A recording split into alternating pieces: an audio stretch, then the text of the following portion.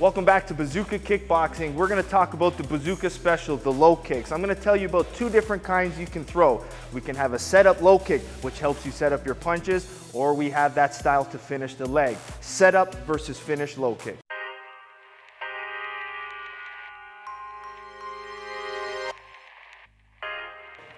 Low kicks.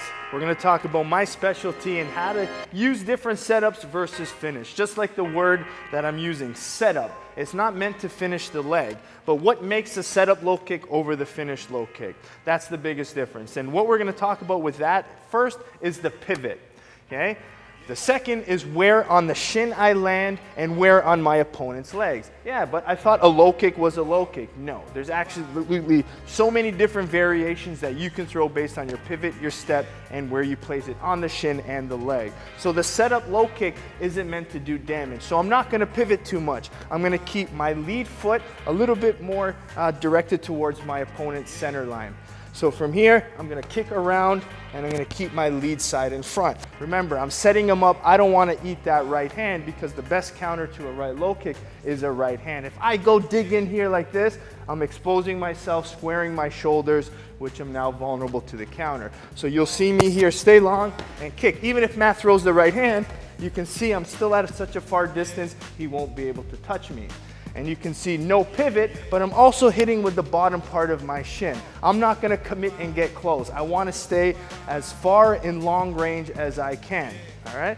So when I'm sitting, I will play, I touch, and I move back. Little pivot, and I'm using my instep to the bottom of my shin. I'm feeling this way here, even if he's a good Muay Thai fighter, he might wanna block right away. So if he blocks, I'm just touching. And at this point, I don't have to bang up my shins, hurt myself off of his block. I'm assessing, I'm feeling out the situation. In kickboxing and Muay Thai and in my style, that's almost like my feeler, my jab. I can throw a probe jab, you know, it's the same thing as me throwing a setup, right?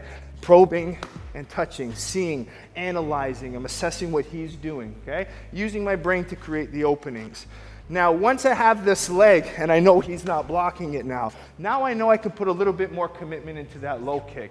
I know he's not blocking, I have his timing, I have his tendencies.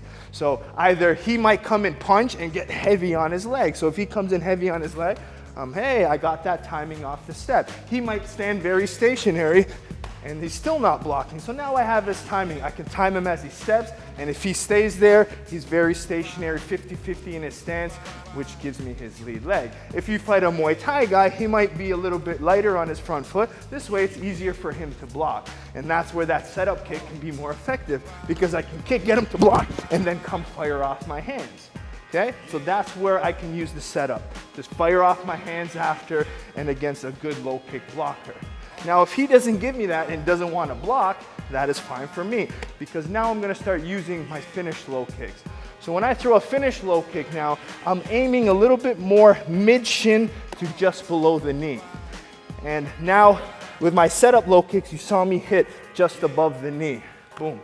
Now, when I want my finish, you're going to see the angle change slightly. I'm going from a little bit more of a 45 to more of a rounder style low kick.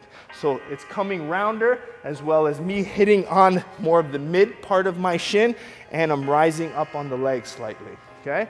So you're gonna see here, I step, I have a pivot, and I'm cutting down with my shin, mid leg, mid shin, all right? Those hurt. I could also change the angle. One of the most vicious low kicks you can throw on someone is going nice and high off the hip. You'll shut down that leg immediately. If I come down here, boom, and catch that right on the hip. So I could play, you'll see me touch. And I'm always assessing this distance. Set up, okay? Set up, no pivot, no shin. Then when I'm ready, boom, I can commit to it, okay? So we can play. And then when I'm ready, I can find the finish. And you can see the differences in the technique. Boom, all right, come back. Good. Boom, yes.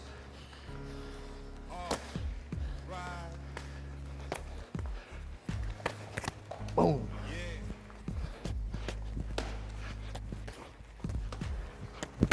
Boom. Boom.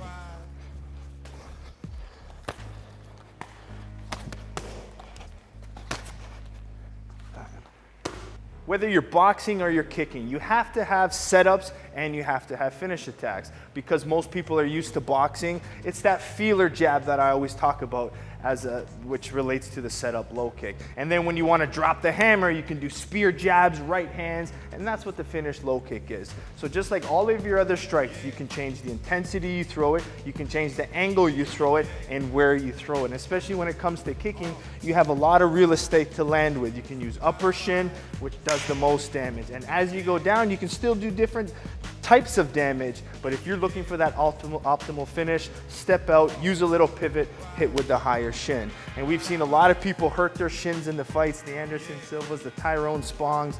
Those are the types of things we want to avoid by constantly going in there looking for that big finish low kick.